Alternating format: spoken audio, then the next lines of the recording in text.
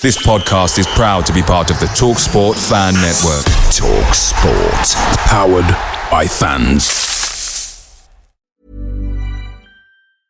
If you're a facilities manager at a university, you know students rely on the cafeteria for breakfast, lunch, dinner, and the occasional late-night snack. So when a dishwasher breaks down and dirty plates pile up, the mess hall can turn messy in the blink of an eye. Enter Grainger. With over 1 million industrial-grade products and fast delivery, the product you need now is never far away. So you can turn that dishwasher back into a lean, clean washing machine. Call, click Grainger.com, or just stop by. Grainger, for the ones who get it done. We're BetMGM Sports and Casino. We know things aren't always golden. That's why we offer you the tools to keep your place safe. Set timeouts to always ensure you take a break when you feel like you need it. Set reality checks so you know exactly how long you've been playing. And set deposit limits to help control what you spend. Stay golden with BetMGM. Play responsibly. 18 plus. This podcast is proud to be part of the TalkSport Fan Network. TalkSport. Powered by fans.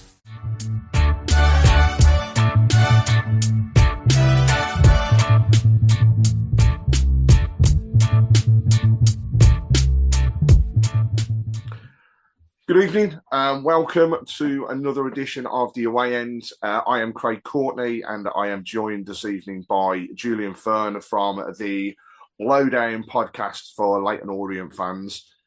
The show today is in association with AMG Logistics, chief sponsor of Tilton Talk Show and also sponsor of Birmingham City Football Club. So, Julian, first of all, thank you very much for sparing the time and giving us a bit of a excuse the pun, lowdown of what to expect tomorrow evening against your good selves at St Andrews at Knighthead Park. Listen, mate, I thank you for the introduction. There's two things there. You've got a sponsor, which I'm pretty impressed with. And secondly, I think the one and only podcast I realised it is the lowdown, Leyton Orient down, but lowdown. So well done. 10 out of 10. So we go into the game on Tuesday. Firstly, my pocket is really beginning to hurt now with the Saturday, Tuesday. But we go into another game at St Andrews at Knighthead Park on Tuesday evening against yourselves off the back of a dull, really, 0-0 at the weekend against Reading. Now, firstly, I don't class it as a football pitch that we played on, so I'm so glad that we're actually getting back and going to be on some grass because Reading was absolutely atrocious. But also at the weekend, Orient with their first loss in quite a while with a 2-1 defeat at Bolton. So makes it all very interesting as we go into the game. And as we'll come on to, what a difference in form since we last played each other. So first time around, you were fourth from bottom, looking as though you were going to be in trouble for the rest of the season and have been on a phenomenal run of form, taking you into the playoff areas. And actually in the form table, only one team above yourselves, and that's ourselves. So it's going to make for a really interesting game. When we look at the games over the years, total of, we're talking 25, 35, 45 games between ourselves, of which, for Orient fans, it doesn't make pleasant reading for the last 5 because all of them have actually been won by Birmingham. But things, as we know in this league, can swing and change all the time. So tell us, first of all, can you sum up what has changed for the O's since we last met? Because that game very early in the season, first of all, we were trying to basically find our feet still in this particular league. Yes, we got the result, but things really have turned around since. Yeah, I think it's a valid comment. So if you ever listen to Richie Wellens, even those sort of 5 or 6 games early doors for us where we weren't quite getting the result we expected, he was very confident that we wouldn't be in a position for much longer. I think the game against you, and if you look back at those highlights, and I sadly have over the weekend, is that sort of 2-1 defeat, we gifted you 2 goals, right? So we were poor defensively. So if you look at that and where we are now, so what's happened? What's changed? You've asked that question. Not much, really. So we've got a keeper which is in form, so that helps. The keeper who had in goal there it left us back in the window, went back to Middlesbrough, and then went back up to Scotland. So our keeper's in form. That helps, gives it confidence. Our back line has been in form for a number of games, although fairly recently in the last few games we're starting to not crumble at the back, but we have got a few injuries, which has caused us a bit of pain, because beginning of the season and as we went through the season, it was the forward line which was causing us some concern. So Richie went into the January transfer window and got us some good bodies to bring in, some good players. But unfortunately, we brought in one defender, and now we're only down to 2 centre halves. So, and one of those went off with cramp on Saturday, which I don't think Richie was too impressed with. So, I think nothing's really changed. That's what I'll get to. Nothing's really changed. But actually, the expectations from Richie on the players early doors and where we are now is exactly where he wanted it to be. That run of form we've been on is magnificent, right? So, it's fantastic. Our goal averages is very good. We turn over teams really quickly. But if you look over since really Richie started with us, the pattern of play are very similar. He wants high pressing, he wants players in with a second ball. He wants us to be aggressive on the front foot, turning our opposition around.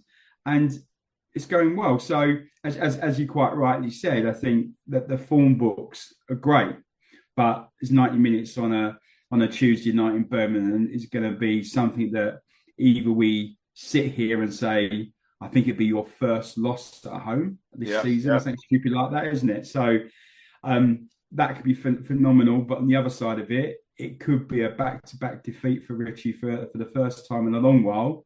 But we're all confident coming into the game, even with our back line have been a little bit threadbare.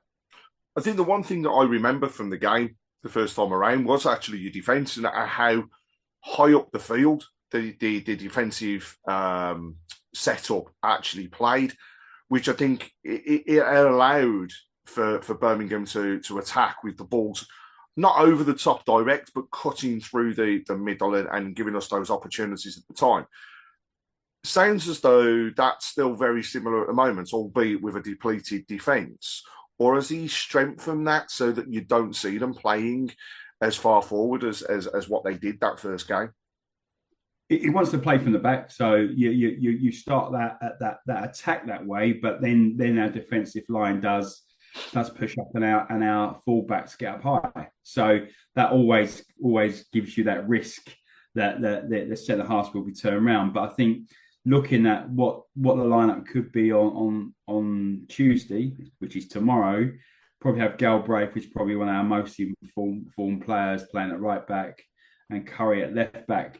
And unfortunately, with a weak in middle fronts, we've got Reg back in there, the guy we signed from Charlton in January. And also we have our player in the back, and again, is my fault. Sorry, I'm just sort of like wanting to give you a clear answer, I think. But you look at our defensive line this time round, the centre halves, in my opinion, have the same mistakes in them as those centre halves who started our game with you in the beginning of the season. So that is my worry. And obviously, things have progressed, changed in terms of the way that your team have been performing. You mentioned as well that in January there was players incoming for the club. So who should we be looking out for as we go into Tuesday evening's game? You know, if there was some players to kind of single out as being the main threats, who would they be? And also, dare I say it, those with the biggest weaknesses, who would they be? Yeah, so our centre half, might be his name eluding me there, Cooper. So Brandon Cooper's going to be our weakness at the back. He's got a good game in him somewhere, but not sure where that good game is. But saying that, I've seen him play this season a number of times, and he does put his heart on his sleeve, right? He gives it a go. So you can't knock him from that. But I think from who to look out for, and again, if we go for a similar lineup as we did with Saturday, Kelman, who's on form, a loanee in for QPR, second loanee, he's been in that second season, so he's got an understanding of the club. Richie really rates him. I think Williams, who came in short contract this summer from Bolton, has been very impressive since joining us, and again, a player that you should be looking at and thinking long throws. Very talented, has scored a few already since joining us.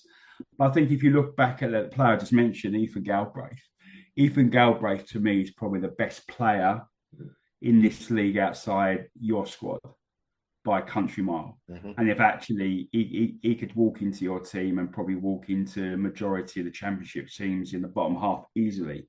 And I just think he's playing with huge confidence. And I think for us as a team, yes, he plays at a 10, but he can play right back. He can play as a holding midfielder. He's extremely comfortable on the ball. Our bit is that wherever he plays, he puts 110% in.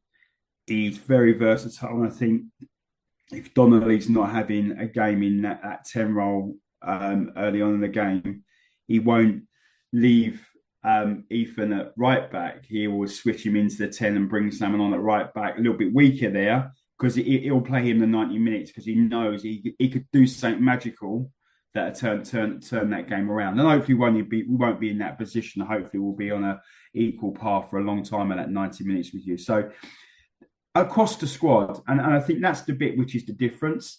Across the squad and our bench for the last 3 or 4 games has been really positive. We've still got a number of injuries, but we can't compete and compare with yourselves. You know, you've got a sterling squad. Any football league fan would be impressed to have that as your squad.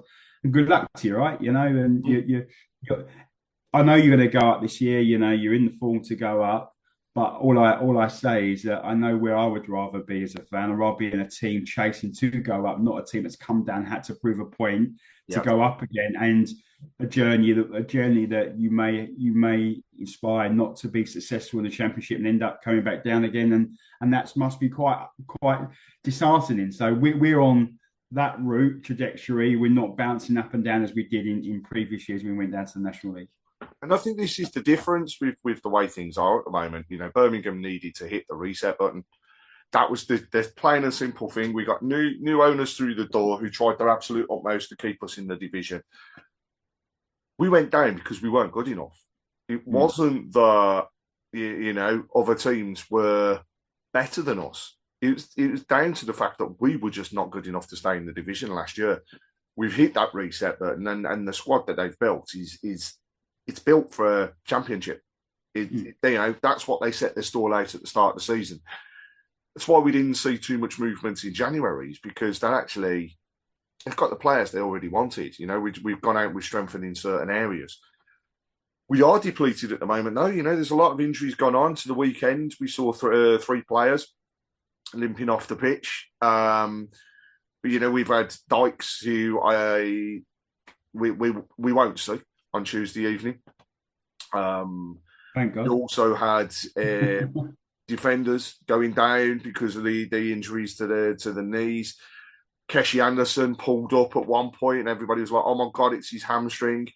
So it sounds daft to say a depleted squad, but it actually is, despite the strength that we still got there. So it's going to be an interesting one to see how he sets the team up, to be honest. And ultimately, whether Chrissy Davis will actually go out and rest a few people as well, ahead of just an incredibly tough schedule. You know, this is a game in hand for us, as it is for yourselves. So you want to take the best away from it, but ultimately we go yourselves Tuesday, then Wickham on Saturday. Then we're going to Bolton next Tuesday. Then we're back at home again on the Saturday. It's just an incredible run that's happening, and obviously now looking forward to a Wembley final as well in April. So yeah, it's going to be interesting tomorrow. You've spoken a lot about frontline and goal scorers. So got a little bit of a challenge for you now. I'm absolutely useless to all of these quizzes, but crack on. We'll give it a go. What we got? So I pull out the top 5 goal scorers in the games between Leyton Orient and Birmingham City. These are spread across multiple years, going back over time.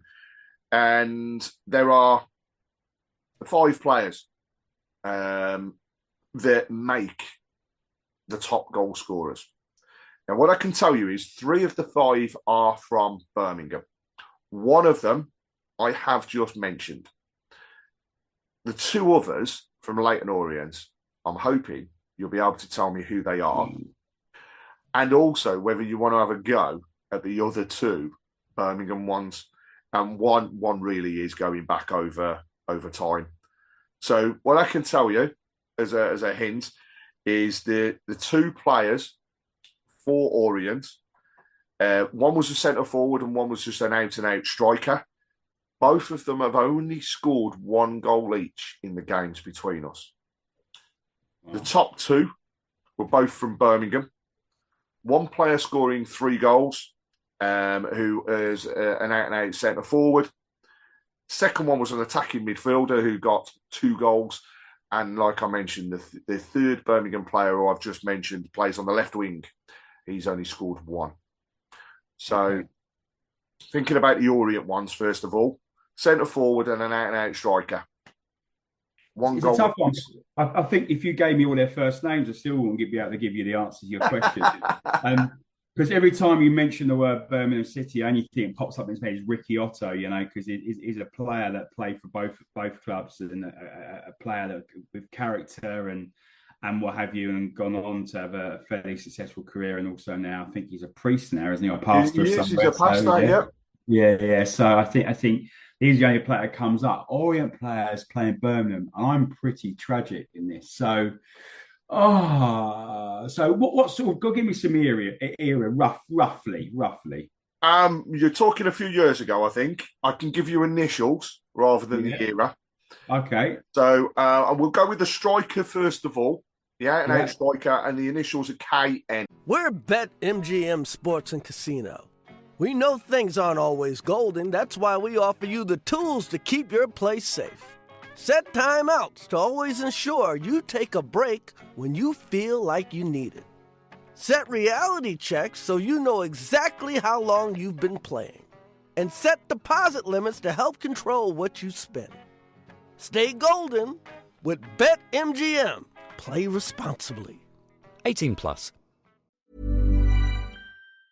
This episode is sponsored by Boost Mobile. It's James and Fuhad from Shits and Gigs podcast, and we're here to talk about Boost Mobile, the newest 5G network in the country. With compelling deals for new lines, Boost Mobile makes it easy to switch today. Boost Mobile's new network delivers customers the speed and service they'd expect from the big 3, plus groundbreaking benefits you'd only get from a true challenger in the industry. These include letting people try the network risk-free for 30 days and offering a $25 per month unlimited plan that's guaranteed to never go up in price. They have blazing fast 5G and plans for all the latest devices. Visit your nearest Boost Mobile store and find us online at boostmobile.com. Kevin Nugent. It is indeed. And he's Kevin Nugent, yeah. Scored they're not so bad as I said it was. What's the next one? Come on, give me some feeders. I like it. J.I.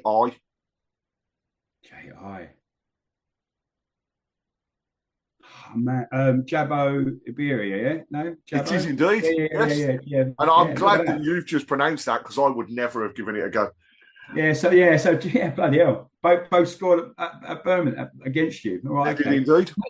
Nugent, I could sort of get because Nugent went on had a very good career, playing for Swansea and what have you. Very, very average player, if I'm honest, but he could score a goal. Robert Taylor, the same sort of era as that, round that sort of size. I was thinking more Scott McLeish, sort of like a bit of a fox in a box or Lisby or someone like that. But I'm thinking, Lisby never played. We didn't play Birmingham in the time with Kevin Lisby and Mooney in the team. So yeah, it was Wolves were the big team that we played. That was it. around that time. So, no, sorry. And lining up for you, I would not have a clue. So I'm not even going to try, even if you give me the initials. Tell me who they are. It'd be great to understand if I can remember them. The goal scorer from obviously this season is Keshi Anderson. So he's got the single goal. Then the attacking midfielder, Jimmy Bloomfield. Jimmy Bloomfield, yeah. And he got 2 for Birmingham. And the centre forward, out and out centre forward, true, basically, I could say legend, but he doesn't quite reach that status at the club. But he did score the legendary single goal at Millwall that took us to the playoff final. And he also scored a last-minute winner at Vile Park against our neighbours when we were in the Premier League. Scored 3 against Leyton Orient, and that's Stern John. Stern John. Fantastic player as well, Stern, a name that's sort of been around the football community for a long while. So that's cool. Just a question to you then. I'm going to throw this back to you. I know you asked me some difficult questions there, and stuff. I'm glad our 2 ones right. If you look at your forward line now, we're talking about forwards and goal scorers.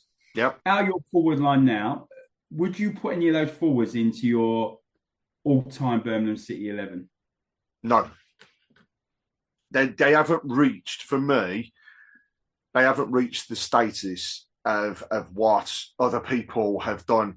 They're not far off. I mean, I like Jay Stansfield, for example. That guy, I know he's injured at the moment, took a really hefty knock in the game against Bradford. But he is an incredible natural goal scorer. When we look at that game against Bradford, he just got a sniff and then he put it away. Then he'll score some worldies. And then he'll just get these, I'm just going to tap in and just be there. So he's got a lot. That he's still young. He's still got a long way to go with Birmingham. He signed a 7-year contract when he came, and he came for big money. So what he is doing is now he is there to kind of progress and build on his career, which I undoubtedly know that he will. So he doesn't reach that status. Alfie May, fox in the box. You know what I mean? He is the guy that will, no matter what, natural poacher, he'll put them away. Does score a couple from outside the box, but he's not hitting that form that he did at the start of the season at the moment for whatever reason. The one player that actually gets very, very close, and he doesn't really get a sniff too much of Birmingham at the moment, is Lukas Jukovic. Right. So he is still there. He is still ploughing away, and when he gets his opportunity in the team, which I do believe he will, I think he'll be on the bench on Tuesday evening. He is a true gent, and he is a guy that's fought for us throughout. And he had his opportunity at the end of last season to walk away from the club, but he actually said no. Family was settled, and he wanted to give it one more go. He wanted a promotion on his CV. He's also taken his coaching badges, and being settled in the area. There's actually quite a record of players that come to Birmingham, settle down in the area, and never move away. Some of which are still playing now. Michael Morrison, for example, is still in the Solihull area, but playing down in Cambridge, and other people as well are still around. Harley Dean is still in the Midlands area, so he's never stepped away either. So Lucas would be in and around that status, and I think, put it this way, if he came off the pitch and scored the winning goal that took us back to the Championship, or he played at Wembley and scored in the final, that will trip him into the levels of what you would class as the all-time legends. I think finally Lyndon Dykes. Lyndon Dykes for me is so hit and miss. He scored some great goals in the FA Cup, and then he obviously got us the winner against Bradford in the Virtue Cup semi-final. He is a player that, if you give him his opportunities, he would 99% of the time put them away. But then that 1% is normally an absolute howler. And I take the weekend as the example for that. It was harder to miss than it was to score against Reading. But he still managed to not get it across the line. So Lyndon Dykes is still got a lot to learn, I think, at the club and show us all. But I will never write them off. It's cool. Well, Dykes was at QPR, wasn't he, before you? He was indeed. Yeah. Yeah, so I saw a few games when he played for QPR, and I think your analogy of him is quite true, right? If you get him literally feed it well, and he's a strong player, isn't he? He's very strong, holds the ball up well. But yeah, I've seen him at QPR miss a couple of real sitters, and you think, you do scratch your head and think, how? How do you get so wrong? But I do think that comes with, there's a lot of players when the expectations on them so high. You've got the naturals, and you're talking about Stansfield and Alfie May, and people like, right, they're natural. They're going to be a natural goal scorer. But a player that actually can score goals is a striker, and we've had a few of those over the years, and they just get a bit more pressure on them, and the expectation is to score every time you get in front of the goal. It doesn't always happen. We had a player in our National League days, Macaulay Bond, who left us, went to QPR.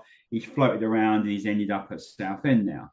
In that National League season, it was a stupid amount of goals he scored, but there was a stupid amount of goals that he actually missed. So you think he would have scored every time he had the opportunity, he could have got into like 60 odd goals in that National League season, but he missed so many howlers. So listen, strikers will win you games, but I think tomorrow night for me, I think the middle of the park and our back line, stop you playing, and then trying to turn you around would be, I think, the message that the gaffer goes with. And we've got some real good talent in there, and that's the biggest difference, in my opinion, is the talent we had beginning of the season and now are very similar. Yes, we brought in some people at Christmas and in that January window, but it's the same style of play. You'll see the same Orient, and there's those players who probably didn't quite up to the mark then are on form now, and that's the bit where I think we'll hopefully see a better game for it. And that leads us nicely to the dreaded question of, how do you think tomorrow night will go, and what does your heart say the result will be, and what does your head say your result will be? Yeah, I think my heart and head normally are quite close to each other. I'm a realist. I said that to you before we started this record. I think the 2-1 result at our place, I wouldn't say the word flattered you, but we gifted you at least one. I think both goals, but gifted you at least one, right? So on paper, that should have been a played out, probably a draw. Played you at the right time as you was finding your feet in the league, but we weren't up to much. As we got to this point now, and as you said, you've got a few injuries and some key players, but you still got a cast of Ben-Hur, quite a decent set of lads, right, that sits behind it. We are struggling for our back line. So I don't think we're going to come away with sort of keeping you out for a full 90 minutes or extra time, etc., etc. My bit will be tomorrow, if we can get away with a 1-1, that'll be a great result for us, especially in our form, and secondly in your form as well. But I've been thinking of this all day, and one of the reasons, not today, but just for the last week or so, one of my bosses is a Brummie fan, and we've been talking, and we was talking about the whole thing around not many people turned you over at home. Charlton didn't quite manage it, and they're on some form as well. Yo, UK! At BetMGM, we give our players sports betting entertainment like nobody's business. Football, horse racing, darts, boxing, tennis, golf, NFL, NBA. You name it, we got it. Offers? You know it. Bet £10 and get £40 in free bets. BetMGM, it's showtime. New customers only. Exclusions apply. 18 plus. Please gamble responsibly. I think, and we've done Wrexham in the last couple of games, as you know, a club similar like yourself, good form, good positivity around the club, good investment. I won't say sort of loads of players, good investment. 1-0, come out of there, get back on the M6. See you later, boys. 1-0, win the O's. My heart would leave with that, but I'm a realist. I think we'll get a draw with you, and that'll be a good result for us. And we'll then head back down south to play Charlton on Saturday.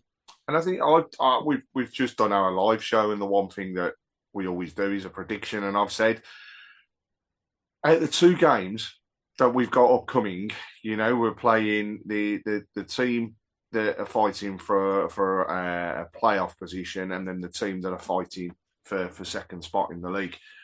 And I think, Saturday,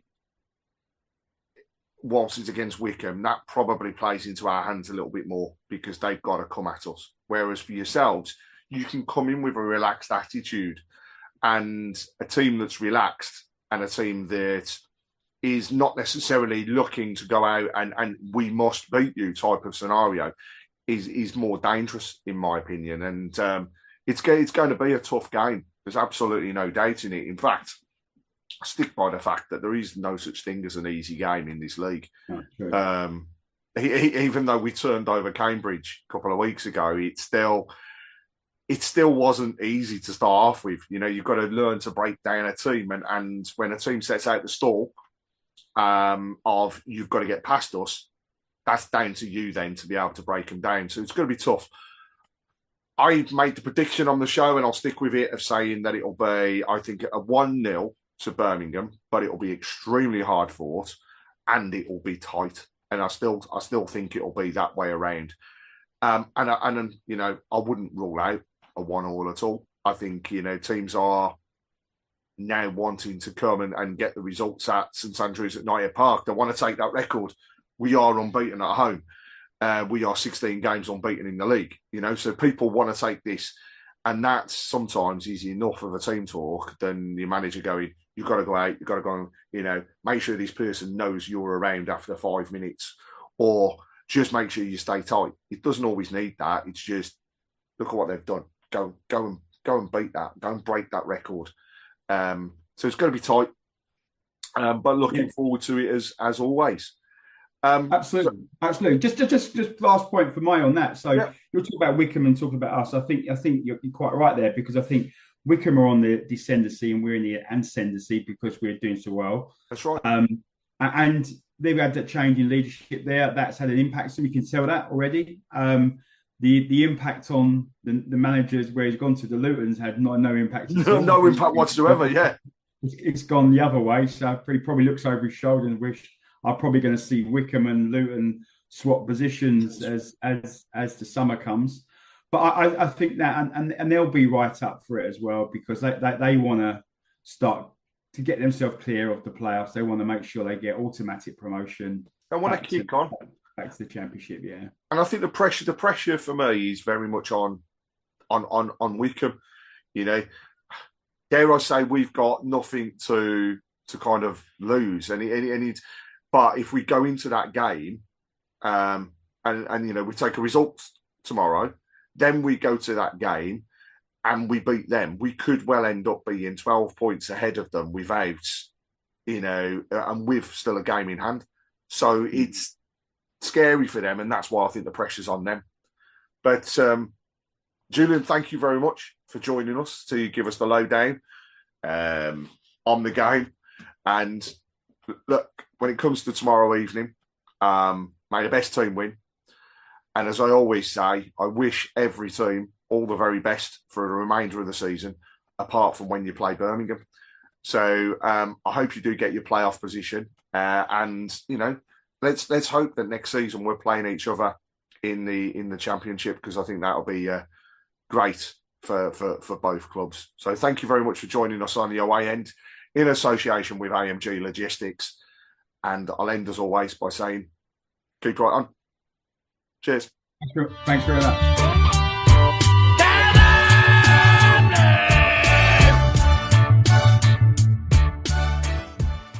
We're BetMGM Sports and Casino. We know things aren't always golden. That's why we offer you the tools to keep your place safe. Set timeouts to always ensure you take a break when you feel like you need it. Set reality checks so you know exactly how long you've been playing. And set deposit limits to help control what you spend. Stay golden with BetMGM. Play responsibly. 18 plus. If you're a maintenance supervisor for a commercial property, you've had to deal with everything from leaky faucets to flickering light bulbs. But nothing's worse than that ancient boiler that's lived in the building since the day it was built, 50 years ago. It's enough to make anyone lose their cool. That's where Grainger comes in. With industrial-grade products and dependable fast delivery, Grainger can help with any challenge. From worn-out components to everyday necessities. Call, click Grainger.com, or just stop by. Grainger, for the ones who get it done.